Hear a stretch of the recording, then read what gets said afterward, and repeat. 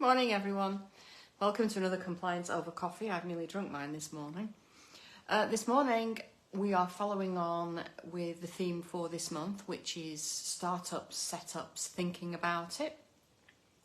And so I thought I would cover the cost of setup. And this, you have to understand, is an approximation because it depends on an awful lot of things. We're not talking about training. And we're not talking about legally required documents here. We're talking about the basics of the registrations and the insurance. But this will be in part decided by where you get your insurance from and how many of you there are in the company, because that makes extra costs. So let's go through it step by step. Firstly, insurance, which you're going to have first because you need it to register with the redress schemes. So your insurance is professional indemnity insurance, commonly known as PI insurance, and it has to be for a minimum of £100,000 worth of cover with a maximum excess of £1,000. But more important than that, it must state property sourcing or property sourcing services, because if you get cheap insurance that says estate agency or lettings or property management or anything else, it won't cover you when you need it to. So your insurance can cost you anywhere from, one of our NAPSA members asked for our help because they'd applied for some insurance and they were quoted £1,900 for the year. A lot of insurance providers are pulled from the market because they consider us to be too high risk. And so those that are left, a lot of them have put the policy costs up, or they advise you that you can sit under an estate agency policy because you're carrying out estate agency work. No, you can't, because a lot of the providers will not cover you for property sourcing. So it must say property sourcing. It must be a minimum of £100,000 cover with a maximum excess of £1,000.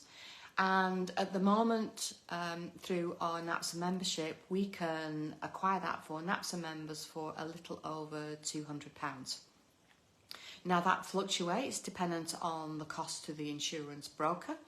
But if you go elsewhere, as I say, we've heard as much as £1,900 for cover. So be very careful where you get your insurance from and ensure that it is actually fit for purpose.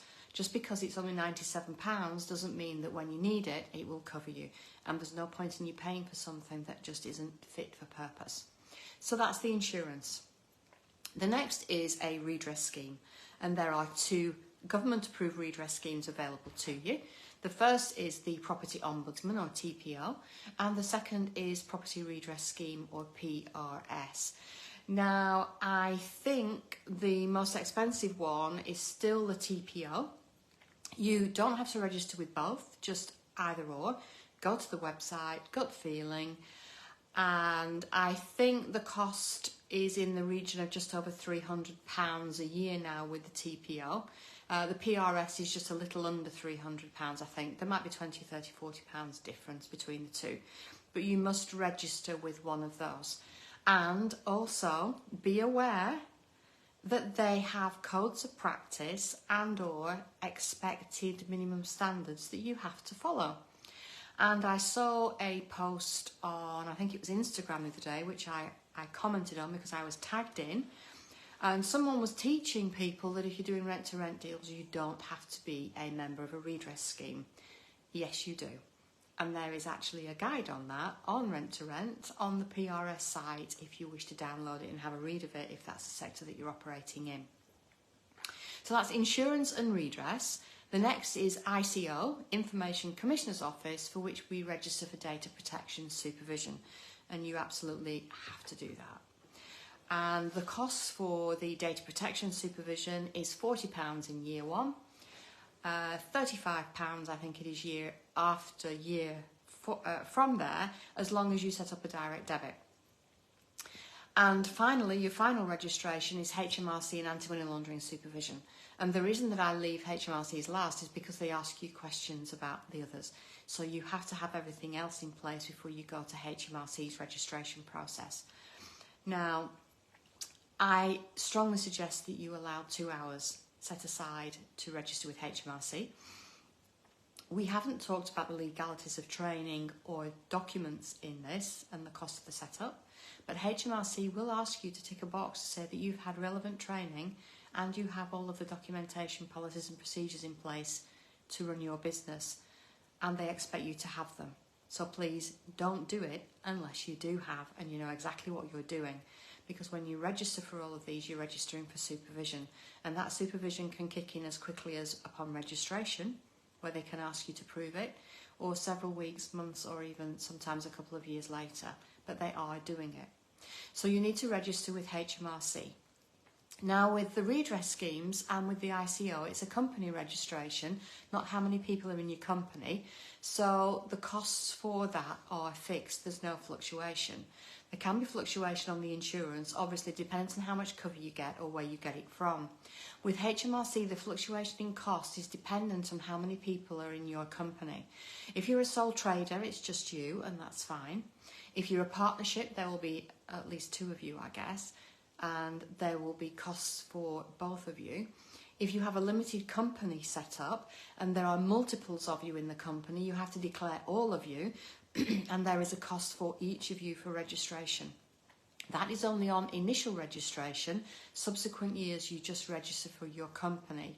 So it will vary from one company, one person, which are in the region of about £350, £375, I think, at this moment in time. But obviously the cost for that will be higher if there are multiples of you. And yes, if you don't register everyone that's in your limited company and named on Companies House, if HMRC do due diligence on you at registration point, they could fine you for not declaring everyone. And last time I heard, it was £80 per person not declared. So please be very careful with this. So the cost for HMRC, if there is one of you and just sole trader, or just one of you in a limited company, is around the £350, £375 mark. So you can tell that sourcing, even on setup, and that's without any training and without you having any legally required documents in place, there is a cost to set up. This is not a low entry cost if you consider £1,100, £1,200 a lot of money. And I know that a lot of the training courses say that it's zero money cost or a very low entry cost. It depends on your definition of low entry cost and depends on where you are at this moment in time. So that is the approximate cost of setting up your sourcing business without talking about training and without talking about legally required documents. Now, next Thursday, I'm going to chat with you about the approximate costs of running your sourcing business in year 1, year 2, so that you have an idea as to the sorts of costs you're going to incur for running your business. Because remember, just setting it up is not actually running it until you can get your first money in. So that's Compliance Over Coffee this morning. I hope it was useful to you. We will be back again next Thursday at the usual time, 8:30 in the morning. Until then, have a fantastic weekend, and I'll see you next Thursday. Bye for now.